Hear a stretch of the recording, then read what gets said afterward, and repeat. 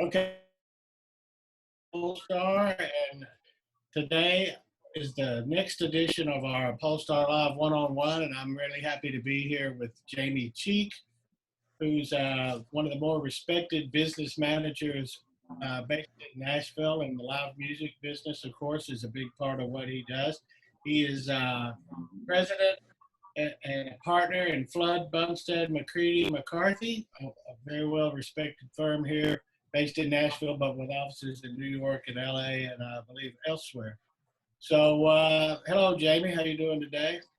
Hey, Ray. Good to see you.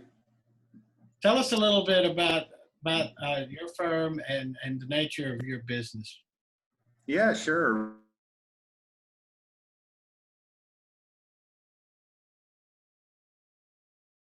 Been in Nashville. I've been here 25 years, and the firm has been around for 30 plus years.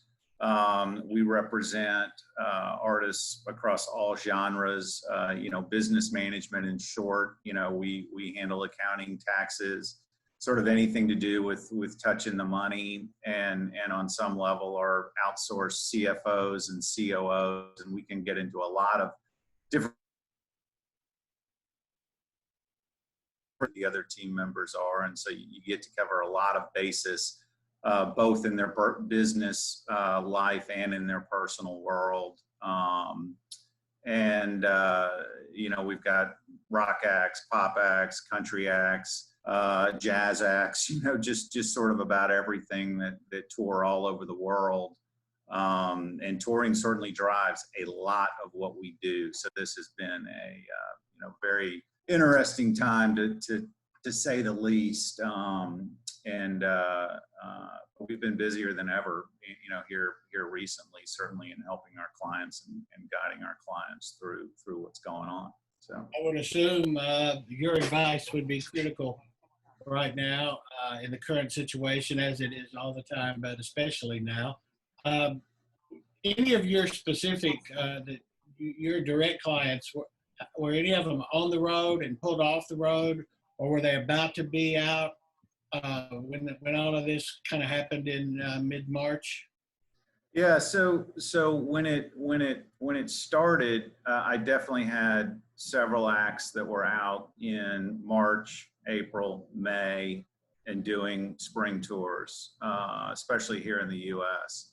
And so that was immediate, and that was sort of job number one, because if you remember when all this first happened, that's what everybody was talking about, was March, April, and May, and there was even some hope out there that some touring would be able to start again in May and certainly in the summer. So we were focused on sort of postponing those tours, not canceling those tours, moving those into the fall or late summer windows. And certainly the people working initially and probably harder than anybody were your managers, your promoters, your agents, to try to rebook those and find the space for them in late summer or fall. And then from our perspective, it was a matter of, okay, let's, we're gonna relook at this, and we're gonna run the numbers, but based on the knowledge that we believe the income will be there come late summer or fall. So that gave us at least a pretty definitive target financially to sit and plan for, and work with our vendors and work with our staff of the various clients and how we were going to do that. It later got worse, as we all know, and we had I think the next bucket was a couple artists that were planning to tour over in Europe and UK during the summer, like many do. As you know, the festivals over there are an incredible marketplace for many bands to go and sort of base tours around and go play those. And then those were probably next in what from Glastonbury getting canceled to then various tours moving into 2021. And so then the fear creeps in that, wow, okay, now summer is gone, and so then it was the next step of, when are these going to get postponed to? And obviously for many of those artists that were moving them to 2021, that's an entire different conversation when you're talking about, now you might have to go 12 months plus in your touring's plans versus, you know, kicking them 3 or 4 months down the road. So yeah, I would, almost all of our clients were affected by that once summer came into play. It sounds like a very complex situation because you've got to deal with the people who are paying you and that money coming in, and then all the money going out, which would be your vendors you deal with and your personnel you deal with and the clients. So if you can't count on the money coming in, you can't count on it going out either. So the whole thing seems like why they need a guy like you on the team. It seems very complicated. Is that correct? Yeah, and you know, look, during the normal course of business, you know, that is a heavy focus for us to budget and project out, you know, what these tours are going to do, you know, well before the artist and the management teams, you know, gear up to go out on the road, you know, running the budgets. And, you know, as many of us read about it, this is the critical income for the majority of artists. It's where they make most of their money. And so the overheads are covered by touring. And to have this happen, you know, almost overnight where that is gone, and you're sitting there with, you know, some of these big arena tours that go out, you can get up to 75 plus people that are affected, that are planning to go on the road. You got buses, you got trucks, you got sound, you got lights, you got video, you got your merchandise partner that might have already bought all the merchandise for a tour. Some of that maybe that can be used later. Some of it that might be already printed up with the dates on the back of the shirt. And so how do you all of a sudden figure, there's not a single artist that doesn't want to help all of those individuals that have been affected by that model.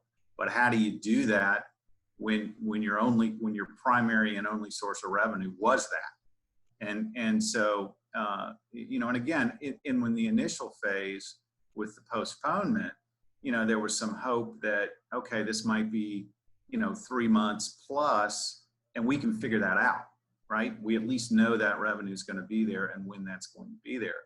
But now that we're sitting in this period where we don't know that, and obviously with that's been here for a little bit, you know, those become very difficult conversations. That is all different with every single artist, depending on what they can do and what their teams want to do, and what their vendors can support. You know, some vendors will certainly survive through this. Other vendors are going to be very challenged with that. So, you know, you're literally going person by person to try to do,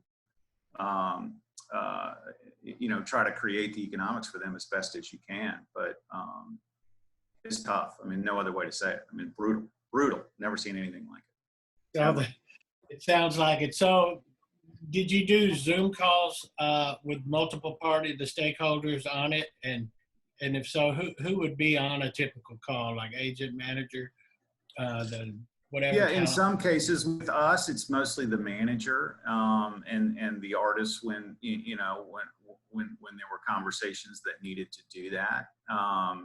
You know, and our internal teams who we typically interact with the most are going to be the manager, going to be the tour manager, going to be the production manager. You know, for in the touring world, those are the individuals that, you know, touch and feel that most closely. So those are the ones that we're talking through those circumstances with. And then when needed, we would get on the phone with various vendors. You know, you and I were talking about a bus company earlier, and you know, you know, we were definitely on the phone with those guys because, you know, those are leases where, in a lot of circumstances, you are on long-term leases, right? I mean, if somebody is geared up to do, you know, a 12 to 18 month cycle around an album release, and you know, buses are one thing that were very hard to come by in this you know, strong touring climate that we were coming out of. And so you had some long-term leases where artists had locked those up. And so, yeah, we were on the phone with those guys, making sure that, you know, first off, how are they doing and how are they dealing with it? And how can we, you know, find, you know, some mutual ground where, you know, our artists can be okay and you guys can be okay. And so those were very friendly conversations. They get it too. I mean, that's what's been incredible through at least what we've interacted with. I mean, I can't speak to anything outside of us is, since everybody's in the same boat, the support across the board, from everybody, from the artist camp and then from the vendors back to the artist camp has been incredible. Really, really has.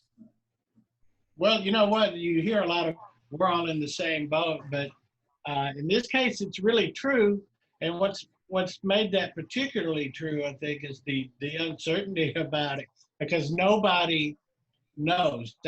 All they can do is hope and prepare for different kind of scenarios. But that is the common theme of this, from the top to the bottom. It's like, I wish I could tell you, I wish we knew, but we really don't. And that's been the case the whole way through. Is that right? Is that how you see it?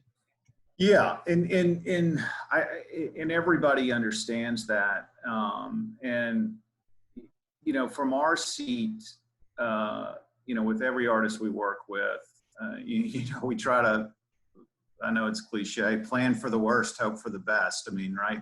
There are some things you can allow yourself to be optimistic about. I mean, we certainly, touring is an incredible business, and I certainly think will be again. But but the plan for the worst is we're trying to look with each client and say, okay, here's what your forecast looks like through the end of the summer. Here's what your forecast looks through at the end of the year. Here's what your forecast looks like through a year from now. Obviously, under no touring in each scenario, and how long can you cover crew? How long can you help your vendors? How much can you help your vendors?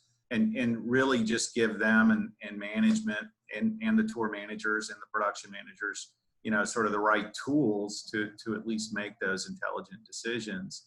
And you said, it's very unpredictable. And I think people understand that. So they understand that we might only be able to give them an answer that covers up to a certain period of time. We might not be able to give them an answer beyond that period of time until we get, 2 months closer.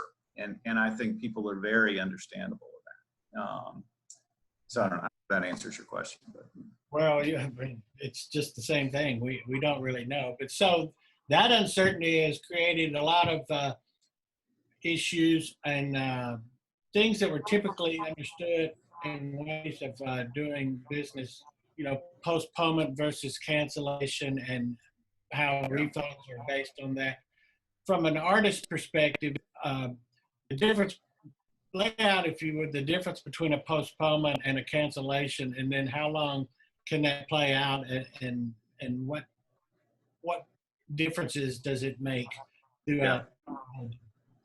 Yep. I mean, postponements are never fun. You definitely, there's a lot of work that goes around them. I mean, certainly a lot of work from everybody that's involved to get them rebooked, but economically, usually those happen, sort of certainly less than 12 months and maybe even closer to 6 months as far as when things can get rescheduled. And if they're gonna get rescheduled, you can usually predict what those economics are. Like an artist might be getting a little less revenue in, meaning if a promoter has spent a bunch of money on advertising and needs to re-spend more money on advertising or something for postponed shows, some of your show settlements might have a few extra expenses in them.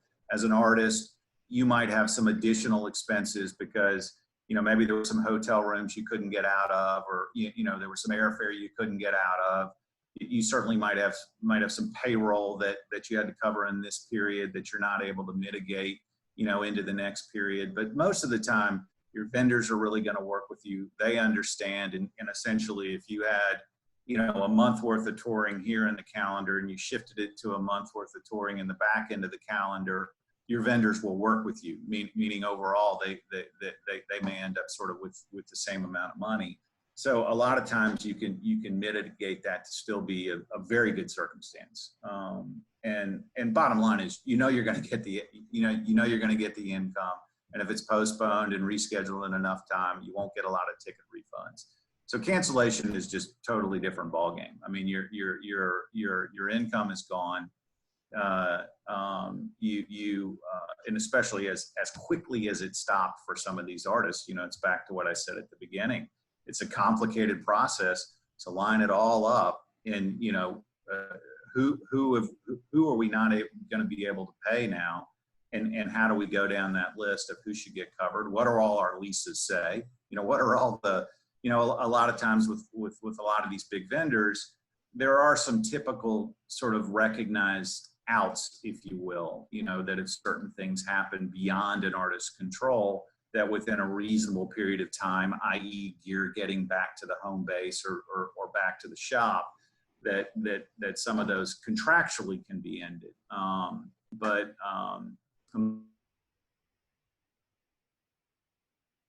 we're stuck with significant costs in that case. And in normal times, right, for many artists, you get cancellation insurance. And cancellation insurance can help with the majority of these things. But for those that don't know, under most policies here recently, coronavirus not covered, and hasn't been for a long time. And so that is not something anybody really has been able to tap, you know, at least in this period of time. Unless you're Wimbledon. I heard Wimbledon got all their money back. What strikes me is that you're the guy who deals in the cold, hard facts situation. And I mean, if they know you, like I know you have a lot of passion about music and you're a music fan and you love seeing live shows. But when it comes time for these conversations, you're the facts dude. You're the and it's the truth of it, because it's up to you to tell the artist or whoever manager the financial truth of the situation, and probably some pretty tough phone calls in that mix, I would imagine, lately, and some good ones, the best of times. There are. Well, I could say on some level, I'm talking to clients more than I ever have over the last, you know, 5 or 6 weeks. You know, like I said, you know, not only do we, you know, get to be part of the team on the business side and certainly everything that goes on with touring, with budgeting, accounting, and reporting and all of that, but on the personal side, you know, helping to guide them, you know, from a financial planning perspective. And yes, a lot of them don't love those phone calls about don't spend this or live on this budget.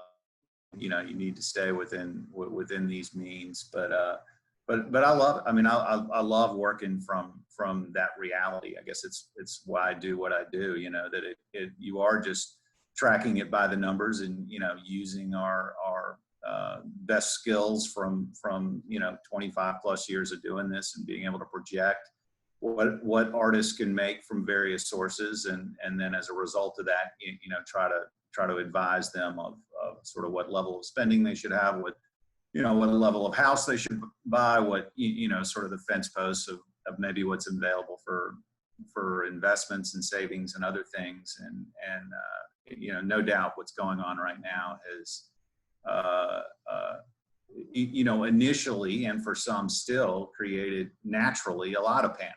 Whether you're an artist or not, you could be you or me or anybody, you know, is certainly in panic. And don't forget, when this first happened, I think it was somewhere around the end of March, you know, the stock market and what artists did took a deep dive, right? I mean, that sort of kind of, you know, went with this. So you had double panic from, oh my gosh, you know, my income is gone. And if I did have some investments, at least that were exposed to the market, wow, look what they're doing. And even if you didn't have investments like that, and you had money in other things, it still made them think and emotionally react that look, everything's being negative. Now since then, at least, you know, the market has recovered crazy enough to at least up to this point. But you know, before that downfall, you know, so maybe that calms some of that, but most of them are obviously still and have great concerns about that. I mean, mostly back to that their revenue has been extremely hurt. So how do they plan for that? and we are in the middle of those conversations regularly.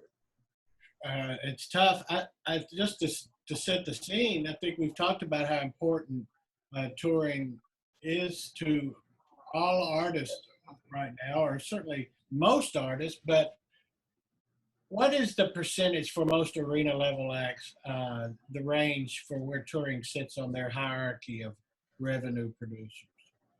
How much of it? Most of them, it could be as much as 80%. And maybe we've seen that come down a little bit as streaming has, done so well, and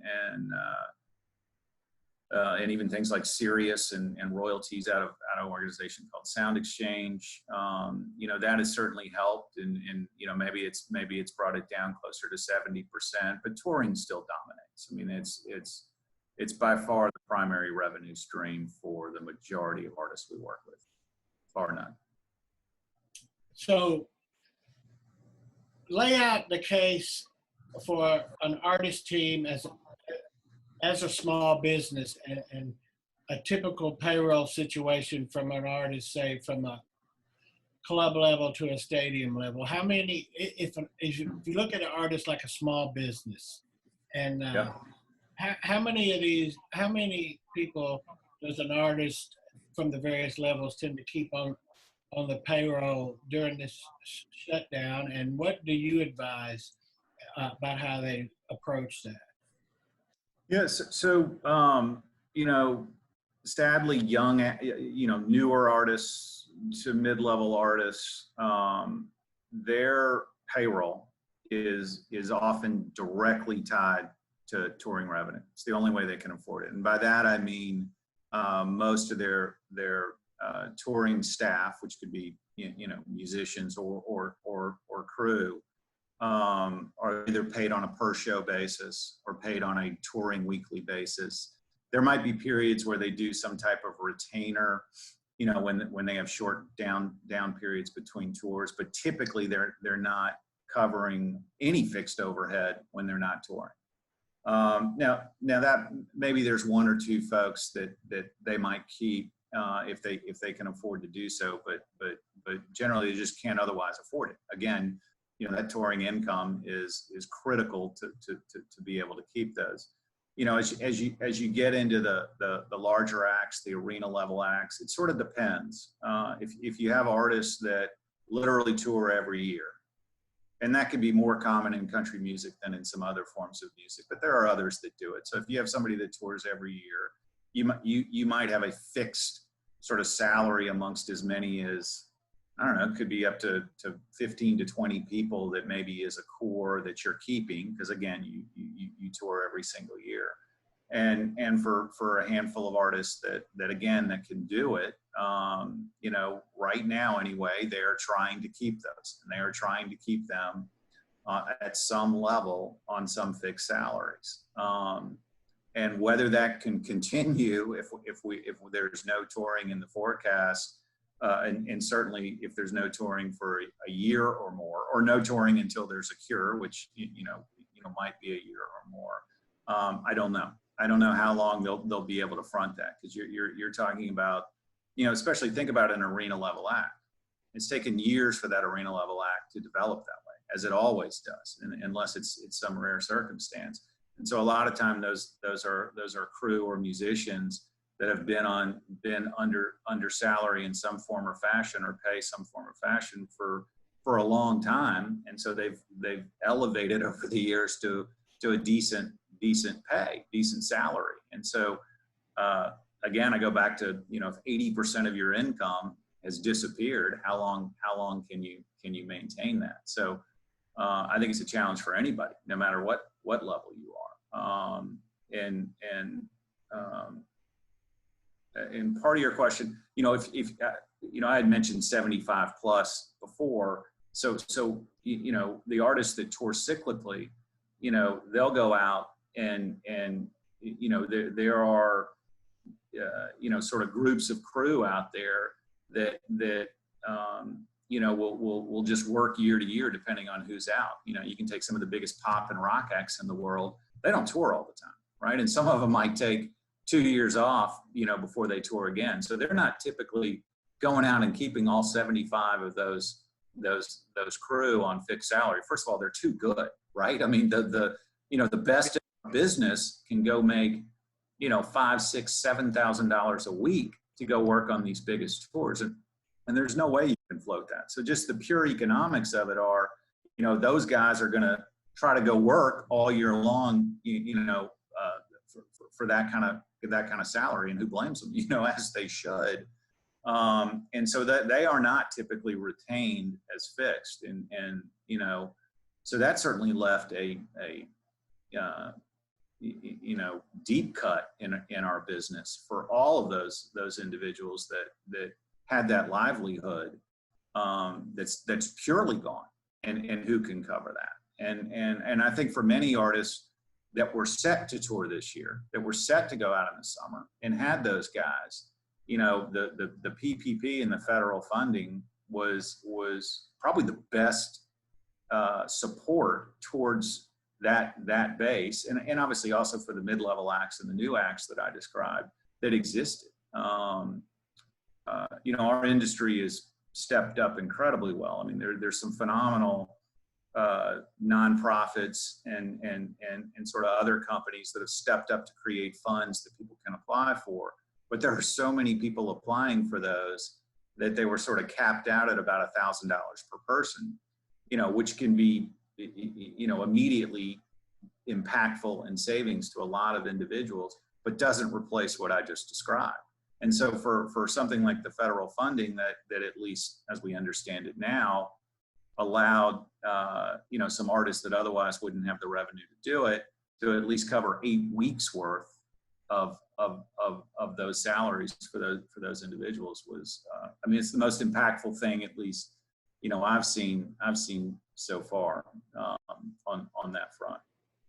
So to be sure, you advised artists as a small business to apply for the PPP. I could see where an artist would have reticence about it, but in the situation you described, where you have people on the payroll and we're prepared to go out, that's a real problem to kind of keep those people having some kind of income. So did you recommend that they apply for that? Yeah, I mean, when it first came out, I didn't hesitate.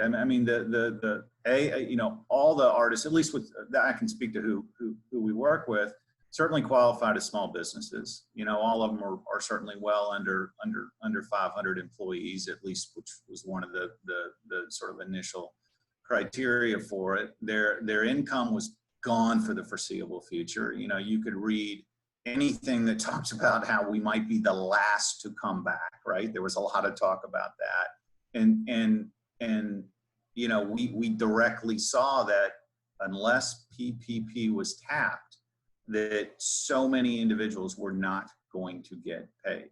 And it had nothing to do with, personal desire for the artist. It was just pure economics. Again, if that income is not coming in, it is not there to pay the crew.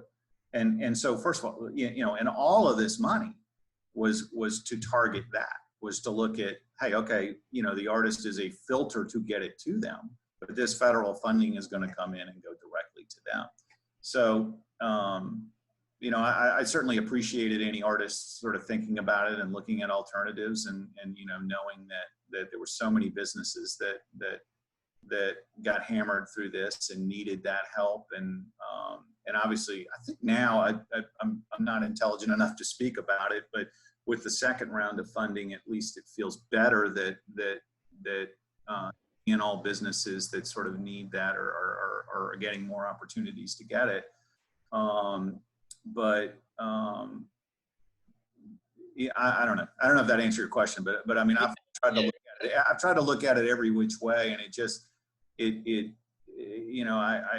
I know there are a lot of businesses affected, but there is no doubt that the touring business is extraordinarily affected for a long, long time. And there are so many people out of work.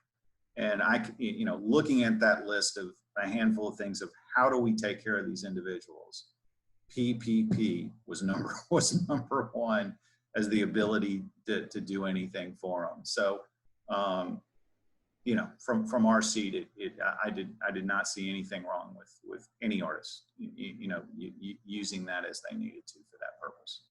Well, absolutely, and I agree with you 100% because these guys, uh, these are tradesmen, so to speak, and you know, from lighting director to the sound guy to the production managers and their crew, and then on down the road. Did it make and their rug's been pulled out from under them completely, Yeah. and without being attached to a particular tour or artist, you know, it would be really hard for them to get this kind of help, right? So, did it make a difference if they already had a tour scheduled and these people lined up? Uh, did it help if that was the case? And Yeah. if they were coming up? Because I mean, at least as far as we understand it, and you know, details are forthcoming in sort of how these loans will be forgiven in the PPP world. But you know, the math so far was that, hey, look at who was going to be in your employment now in up through the immediate future. I think, you know, they were talking about up through at least June 30, and where they in sort of where you covered this 8 weeks worth of payroll. So yes, those were the crew that our artists were able to continue to pay and continue to help. Those that were on salary, expected to work this summer, expected to be on tours this summer, those were the ones we were able to help. And you know, for those that were not, you know, where tours were starting later in the year, I don't know if I had any of those. So I'm you know, those could have been very tough situations. I mean, again, if it's individuals that working from tour to tour, hopefully they were expected to be on some tour this summer.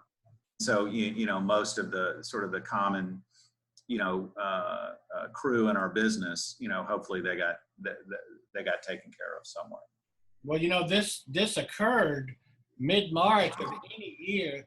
This is in the ramp-up time. It's when it's like a farmer who takes a loan from the bank to get his seed and tractor and everything prepared, and then the harvest is when you go out on the road and start selling tickets and getting paid every night. This hit our industry during the investment ramp-up time, Yeah. when all the money was going out, Yeah. and yet to come in. So case could be made that it was the worst possible time because they hadn't begun to get any return on that tour investment yet. Yep. Oh yeah. And you nailed it. I mean, you know, go back to that formula. You know, 80% of an artist's income comes from touring, and probably 80% of that comes from May on. You know, I mean, think about just the logic of, you know, so much of the revenue in the touring business is from outside venues that can happen only in nice weather. And so, you know, not only are there the great festivals across, you know, the United States and Europe and Australia and elsewhere, you know, there's, you know, the run of summer touring that happens in the sheds and in the, you know, and in the other outdoor venues that you know, add so much to that. There are only so many arenas in the world that you can go play. So yeah, that was not good timing. It's not your direct business, but I'm sure you're as a businessman, you're very sympathetic to these festivals and other events that had done all the investment part and then just missed their window or will miss their window, and how that extremely complex process of unwinding all of that and figuring out who to pay and who not to pay and who how to work it all out. It seems like a quagmire, and one you want resolved for some time. I mean, you got to be sympathetic to those people who are going to be putting on events in this time frame. Yeah, and you know, specifically talking about festivals, you know, I look as a music fan, maybe my favorite thing about our business is to go to those, and you know, no better venue to get to see new music, get to see your favorite music, get to discover stuff, and get to interact with people around music. And yeah, incredibly sympathetic to that. I do worry. I don't know. I assume it's logical to say that not all are gonna make it through it and be able to simply cancel, this year and be able to go next year. Certainly you think about some of the newer ones that are within their first 2 to 3 years of growing. I don't see how you do that. And again, back to the optimism, that people are going to be streaming for live music when they come back. Hopefully those opportunities come back up. But yes, incredibly saddened by potentially the effect of this. Yeah, I mean, it's good for the festivals for every reason you mentioned, and especially it's where I see a guy like you. It's where I go see all the agents. Ray, it is the only place I get to see you in person. Nice call. For example, which is our backyard festival, but other festivals as well. And hopefully we'll get to do that again before too long. There's a lot of things that have been talked about in the range of potential deals and proposals we're seeing, and how the promoters and talent buyers will deal with what eventually when we come back. Because when we come back, we're talking about things like reduced capacities, whatever way you look at it, more expense on the production side of whether it's from the crew and the measures they have to take, or the venue and the measures they have to take, or the artist and what they have to do. More expenses all around, but lower revenue all around, not only because you've got a situation of more expense and reduced capacity, but you've also got a market that the concert goer is going to have less in his wallet. So you got to assume that the most recent level of ticket pricing, it's going to be hard to support that and a compacted schedule. All of these things don't play for a great market when we do return. So when you hear about things like reduced capacities and 90-10 deals and all-door deals, and with everybody has a different agenda, your agenda is to maximize the artist, right? So sometimes the agendas align.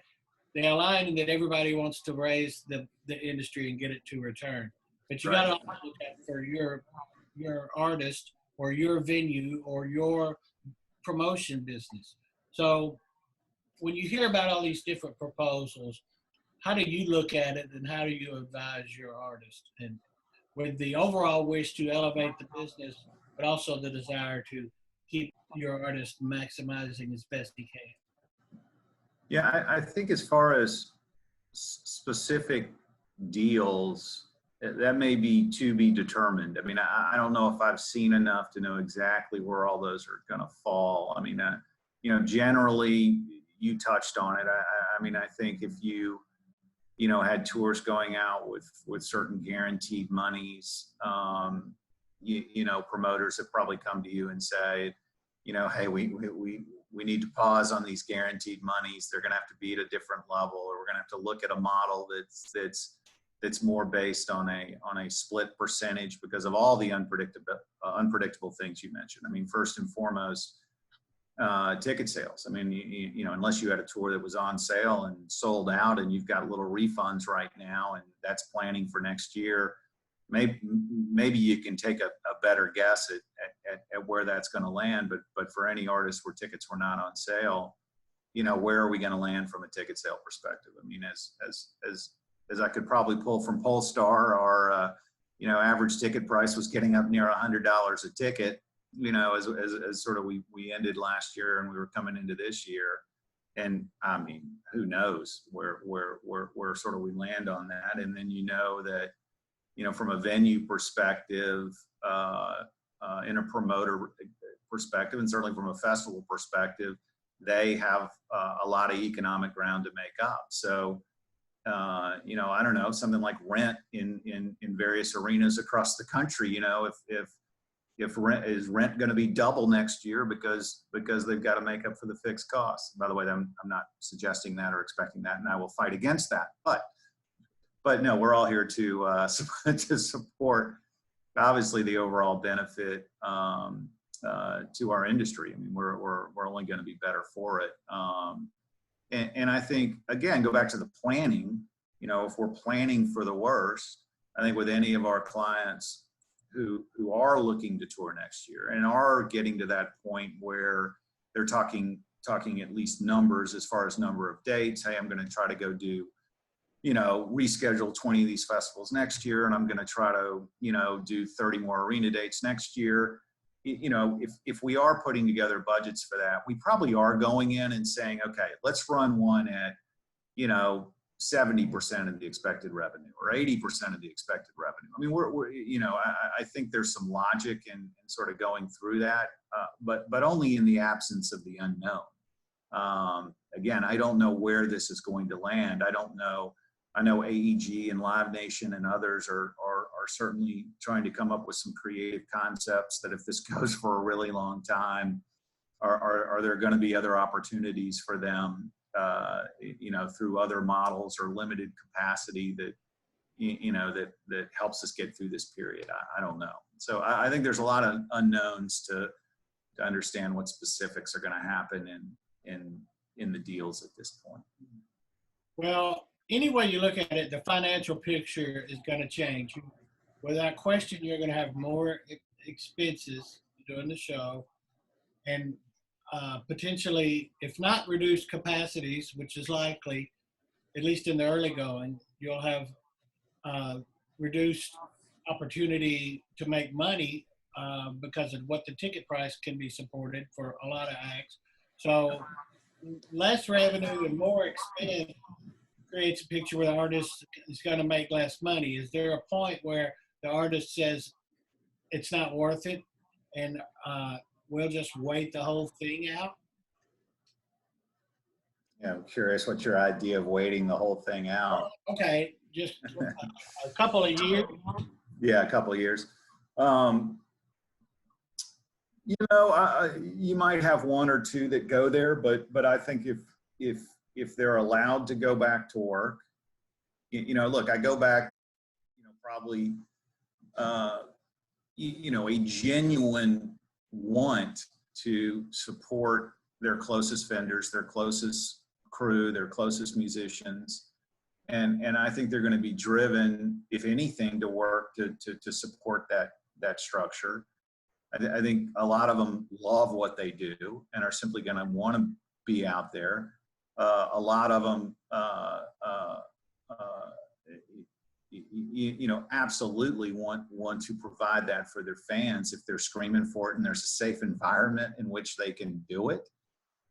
I think most are going to get back to work. But I do worry about, you know, I think, you know, I worry about out of necessity, you know, for, you mentioned the crowded space, right? So I don't know how that plays out from the perspective of, you know, can mid-level acts that need to make a certain amount of money to go back out on the road and structure, are they going to have the ability, right? Are the economics going to be there for, you know, to be the primary support for a major act that could normally pay XYZ, that could allow them to get out and at least, you know, cover a bus and cover, you know, some crew. I mean, you know, most big tours like that, you know, are virtually impossible to do without a bus, right? I mean, that you know, because by the time you got to load in and do everything and it's early in the morning and the way you got to roll out as the main support act on a major tour,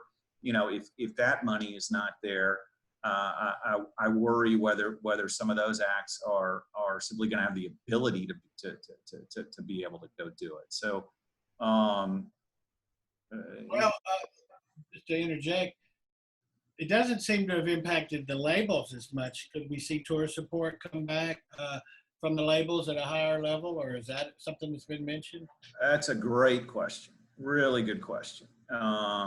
And you know, we've lived in this you know, world certainly since mid 2000s, maybe late 2000s, where the 360 deals have emerged, and where labels have been able to be paid from touring, and justifiably so, maybe early on when right. I mean, I was thinking about economic major hits to our business. Obviously on the record selling side, the crash of the CDs and the transition into the streaming market, and the labels sort of tapping into that touring front, which I think some did very well under that. And now if streaming, as we all read, is back bigger and better than ever, and maybe even growing, probably a little bit to be determined. I mean, it looks like streaming is incredibly strong. It looks like royalties that come off of things like Sirius are incredibly strong, and it feels to me like that's got some growth to it. I think we got to wait a minute. We got to really see what the reports are gonna be like, coming out of April and May, as far as the true numbers to the majors and from Spotify and sort of all those sources. But if that continues to be really strong, yes, I think that hopefully those guys, and I expect they will be, those guys being the labels certainly that financially can do it, will be places that can support. I've even see some be proactive with, mid-level acts that might have had some 360 money that was due back to the label, and otherwise they could use that to continue to pay band and crew for a while, where the label is, to their credit, has been proactive in saying, whatever we can do to help, don't worry about that payment right then now, use it to where you need it on the touring front. And so back to sort of the kumbaya of the industry supporting each other. I do think good label partners with many of our artists can help with that, and how deep they can go and how much they can go if we really go a long time without touring, and how we start up.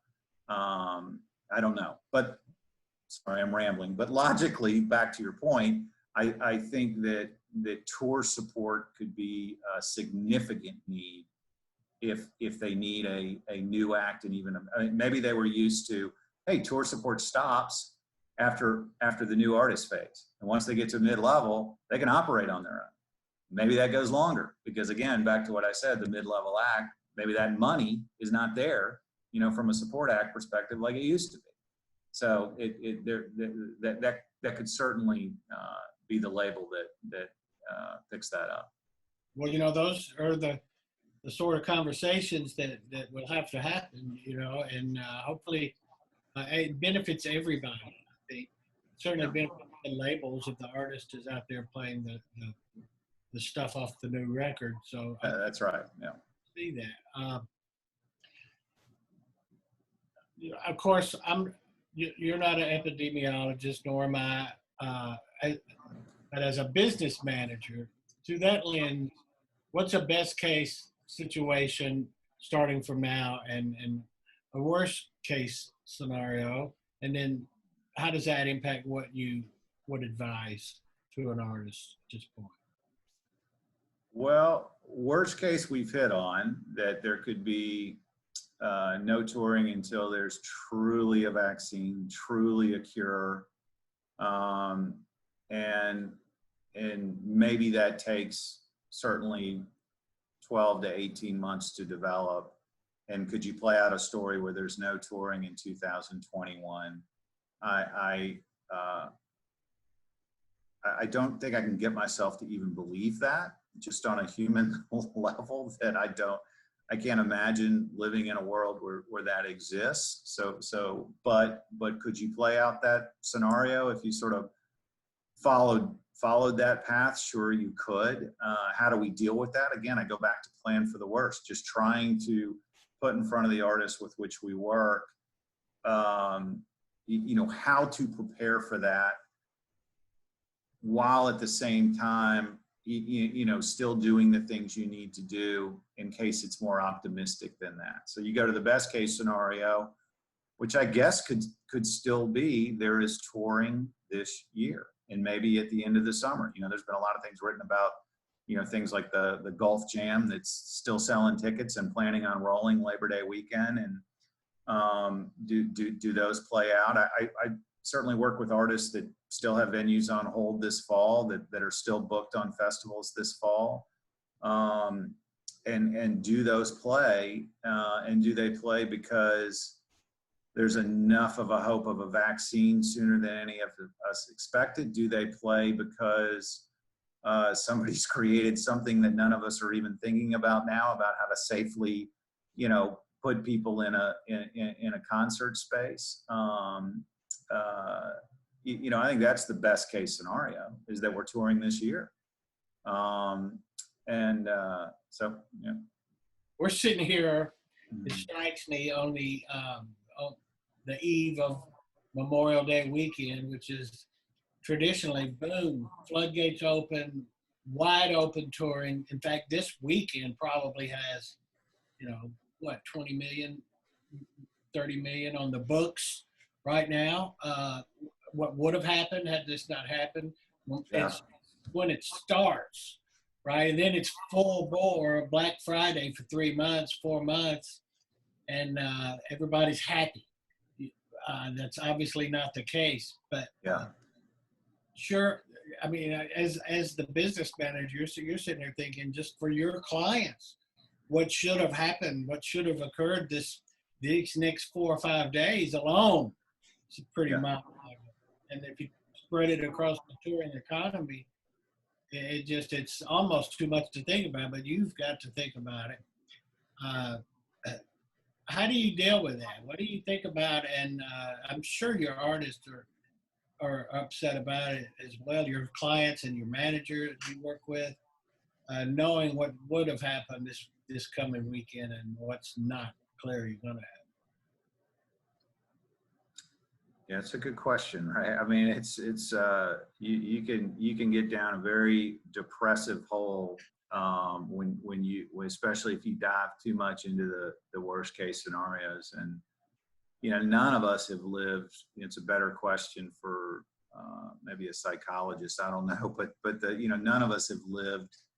None of us have lived through this. An abrupt stop to a business that was going better than it ever had been, and arena acts that generate maybe 50 million plus over a tour cycle that was coming into their companies that would be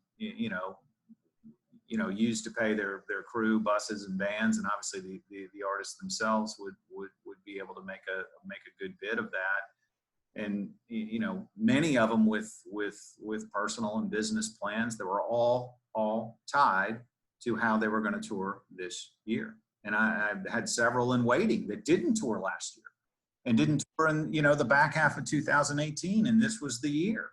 And by the way, not just on the touring front, but releasing records as well. And some have, when I say some artists in general have certainly moved forward with record releases that I think are going well, but others where they felt the physical presence, whether it was radio tours or television promo or whatever it was, or specifically tied to touring opportunities, they've held off releasing that music. So I'm not sure what your question was, but it's hard to avoid,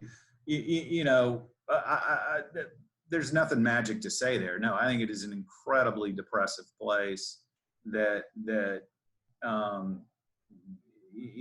almost falls on the individual of how you think your way out of it. And I guess where I'm most optimistic and hopeful is, we get to work with some of the brightest and best and most creative artists and personal managers, that are often leading a lot of those decisions and those ideas, on the planet. And I know you touch a lot doing what you do. And so I guess I'm optimistic and hopeful that all those individuals are way too smart and creative not to figure out, some way to create some hope and some economics sooner than any of us expect. I don't know. I guess that's where I go.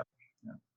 Well, today, as we've watched happen over the course of you and I, our career, we've watched how the entire music business, not live music, but music business revolves around touring. Touring and live drives the train. So nothing happens in a vacuum that is not at least supported and driven by the live part of it.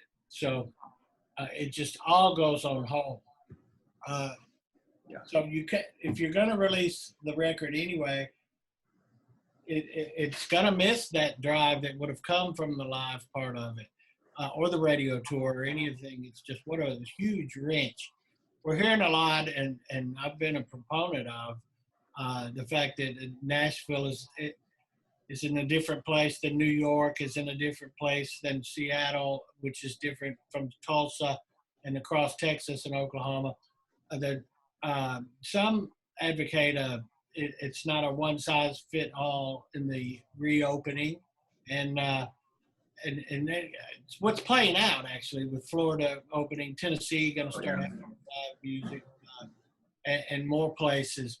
Is that not the one size fit all, and the flexibility?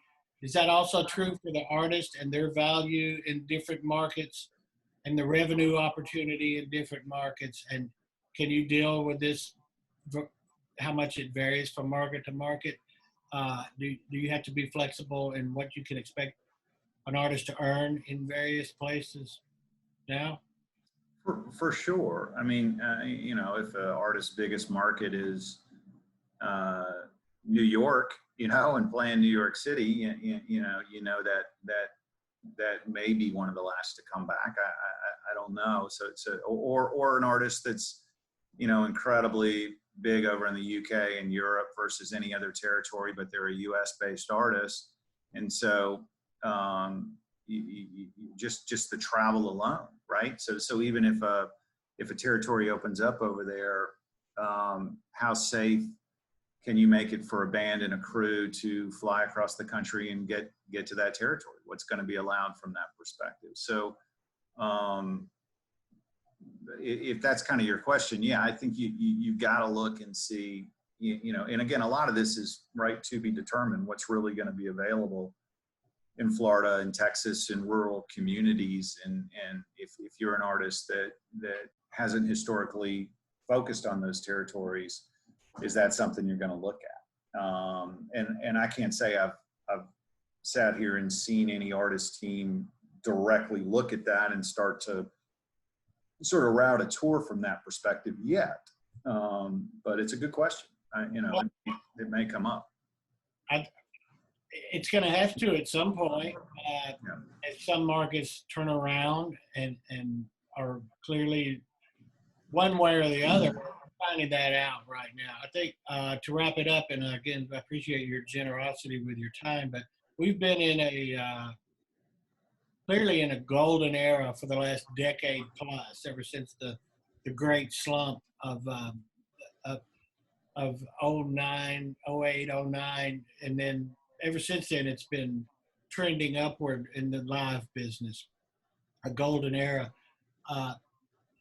Is this going to derail it for more than just a period? Is COVID-19 going to have a lasting impact on live, or do you think just putting your crystal ball there on your desk, do you think we'll be able to get back to where we were in a reasonable amount of time, given it's safe and the various things that are out of our control? If we get back to where it is safe and we can go, will revenue get and box office and ticket sales and all that, can we just pick up where we left off?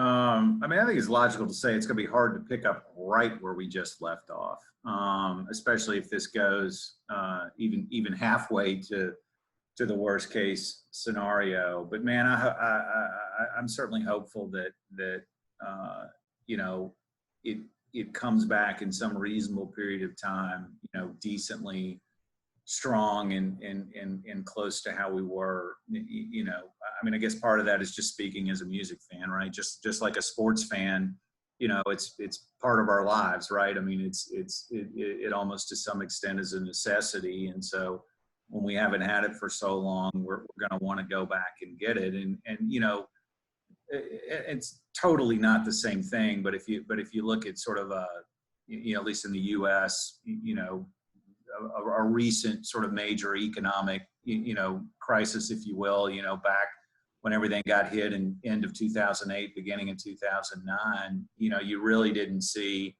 you know, the touring industry affected, you know, too materially. Again, we're talking about a totally different thing here with just the ability that people get together. But speaking in terms of people that maybe were hurt economically, that we still saw people go to concerts and pay for concerts and go see live touring again, because I think it's just you know such a need, you know, in so many people's lives. But I certainly do. I worry that things may not be the same or be the same for a long time. Yes. I mean, when you have festivals that may go out of business, when you have venues that may not be able to recover from this, from mid-size or smaller venues, if we go too long, that's got to have a crazy, significant, long-time impact, you know, to the artists that most affects, which ultimately affects all of us and ultimately affects the business. Which I guess takes me back to that depressive place that I try not to go too much, but I don't know. I guess for this, I'll stay optimistic and hopeful that something will come none of us expect, and we get back sooner than we think we will. Well, the things, in my opinion, the things that make live great and that led to this boom, the excitement of it, the need to gather for common enjoyment and passion, all of those things are still in place. The artists are still great. People who work in the business are still smart, and the fans still love music. So live music's been around since even well before the recorded content business. And really in the history of people enjoying music, recorded is a kind of a blip on the radar screen of human history. So in that regard, I can be optimistic about live getting back to what it was, because it's still the greatest way to experience music, in my opinion. So from that perspective, I'm optimistic, and I have a lot of faith that guys like you and some of the other ones, that this business is populated with some really smart people and a lot of great artists. So it's not hard for me to be optimistic long term about this thing. Same. Right? Yes, all right, sir. Jamie, I really appreciate you taking the time. You're one of the great professionals of our business, and there's a real need for what you do out there, especially now. So thanks, and thanks for taking the time, and appreciate you doing this, man. Back at you, man. Enjoyed it, Ray. All right. Thanks, Jamie.